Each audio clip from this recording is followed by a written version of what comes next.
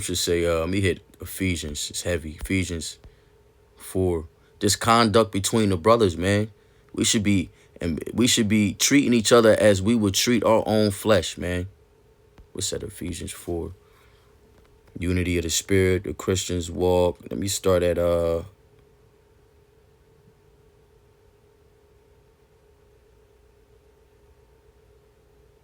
I'm gonna start at verse 25 in the NL in the KJV. Ephesians 4 and 25. Wherefore put away lying, speak every man truth with his neighbor, for we are members of one another. Why lie to yourself? It's like lying to yourself, man. We relying on each other to get this, to complete the mission. We gotta be united in unit. We gotta be united in mind. We gotta be on the same accord. Can two walk together lest they be agreed? No.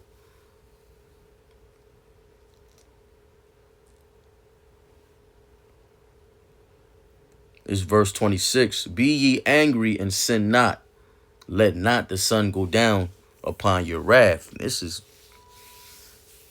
whatever y'all beefing about, man. Before the sun go down, make sure y'all hash that shit out. Don't let the sun go down on your wrath, because then it's the wrath of the Lord that you gonna feel. It says, neither give place to the devil. Damn, it's heavy. NLT says, for anger gives a foothold to the devil. You giving him an advantage. You giving him something to go off of. We know our idle mind is Satan's playground, or that's his home court advantage. Verse 28, let him that stole steal no more, but rather let him labor, working with his hands the thing which is good, that he may have to give to him that needeth. Now that's, maybe that precept is here for a reason, because it's said that Onesimus, he ran because he stole something.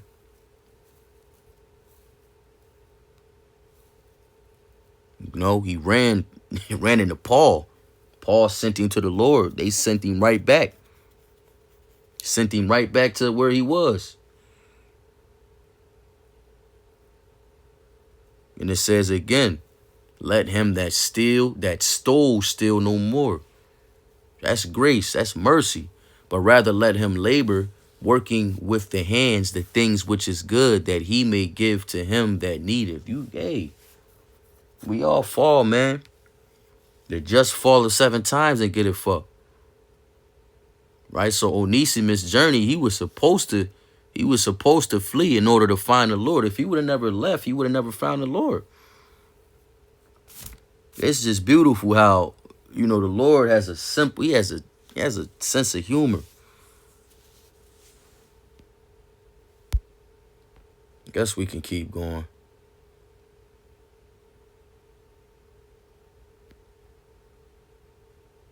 It's verse 29. It says, let no corrupt communication proceed out of your mouth, but that which is good to the use of edifying, that it may minister grace unto the hearers. Watch what you say. We got to be mindful of what words we let come out of our mouths, man. We know how powerful the tongue is, but as teachers, when you pushing a word, you got to be even more circumspect and be more mindful of what you say. Let no corrupt communication proceed out of your mouth, but that which is good to the use of edifying, that it may minister grace unto the hearers. So let it benefit the hearers, right? To lead them to salvation, right? Or let the communication be on point amongst the brothers and whatever it is you communicating about. Verse 30, and grieve not the Holy Spirit of the Most High Yahweh, whereby ye are sealed unto the day of redemption.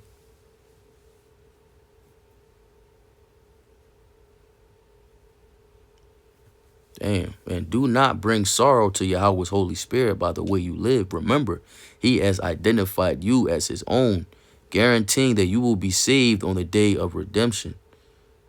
Damn, so hey, there's more assurance. There's more clarity that we already have the victory. We just have to act accordingly. We got to act accordingly, man. He didn't give us the spirit of fear. So why? So grieve not the Holy Spirit of the Most High Yahweh. Because we seal, baby. Lord willing, we endure unto the end. Verse 31, let all bitterness and wrath and anger and clamor and evil speaking be put away from you with all malice. And be ye kind to one another, tender-hearted, forgiving one another, even as Yahweh for Hamashiach's sake have forgiven you. And that's the point there. Conduct amongst the brotherhood. So you really think, knowing everything that Philemon knew, he wasn't going to accept Onesimus back? Knowing what he knows, having that elder Paul present in your life, you know what I'm saying? Having that elder Paul in your counsel, he going to do the right thing. For sure.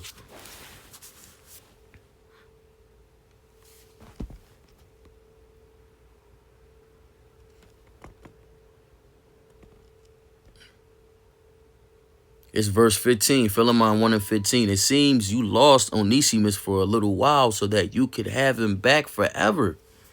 That's a bar. You lost him for a little while, but now you got him forever as a brother. He is no longer a slave, like a slave to you. He is more than a slave, for he is a beloved brother, especially to me. Now he will mean much more to you, both as a man and as a brother in the Lord. Because slavery, it was widespread throughout the Roman Empire, especially in the early days. These, Christians may not have had the political power to change anything in regards to slavery. And again, Paul didn't condone it or condemn it. But he worked within it to transform relationships amongst the slave and the owner, in most cases were Israel. In some cases, I don't know most, but there were cases where the owner and the slave were both Israelites. So this was for us.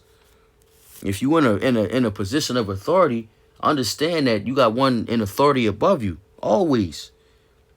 You should be even more of a servant and more humble with the positions of power we given.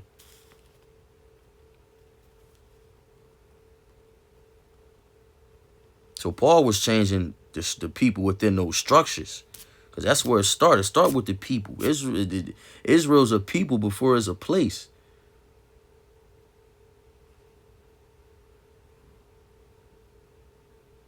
And it's funny that Salakia, Onesimus' name is it means useful, and that was a whole play on words there.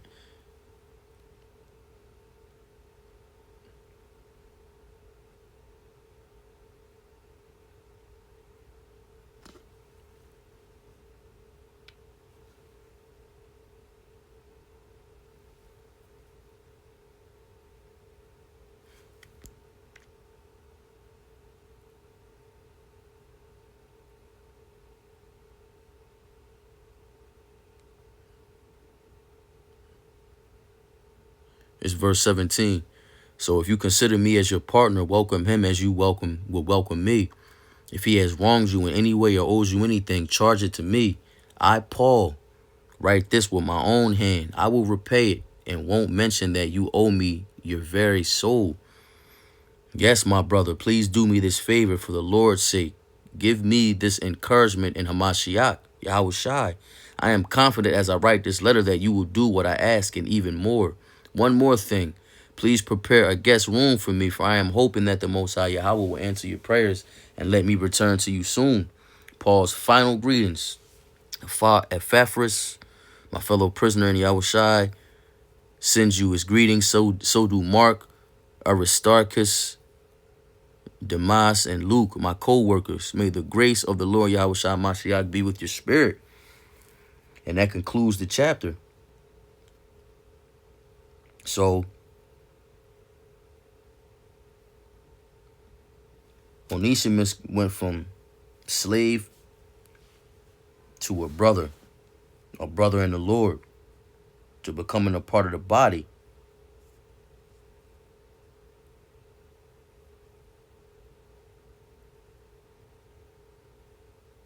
Because again, let me grab that. Who was my...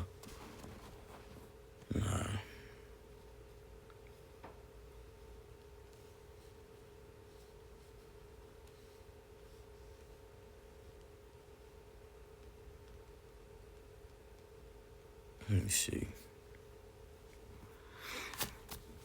That may conclude this.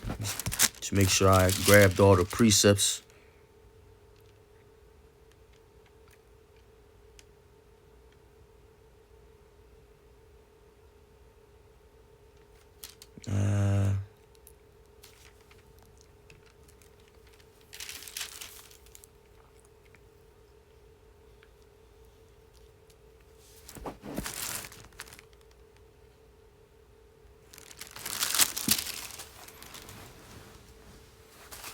Yeah, I mean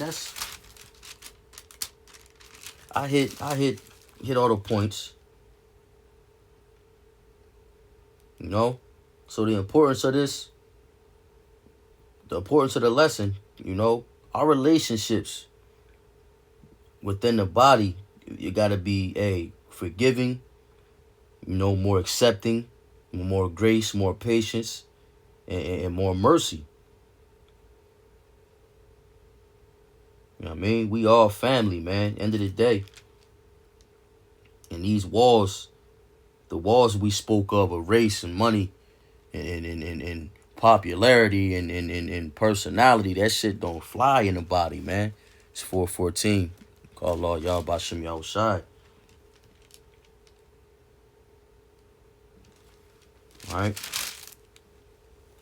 So Paul urged Philemon to be reconciled with his slave. The reconciliation goes into, reestablishing a relationship. They started off on the wrong foot, and now they agreed. They walking together. All praise to Yahweh Shem Yahushai. Yahushai reconciled us to Yahweh.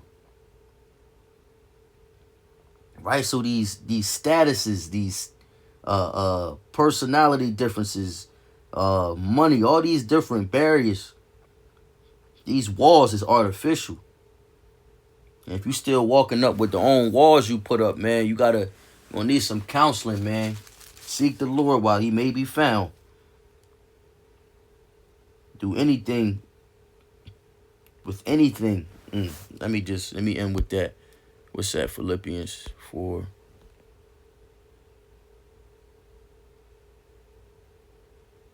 Philippians 4:13. I can do all things through Hamashiach, which strengtheneth me. And that's plain. So with that, Lord willing, this lesson was edifying and uplifting.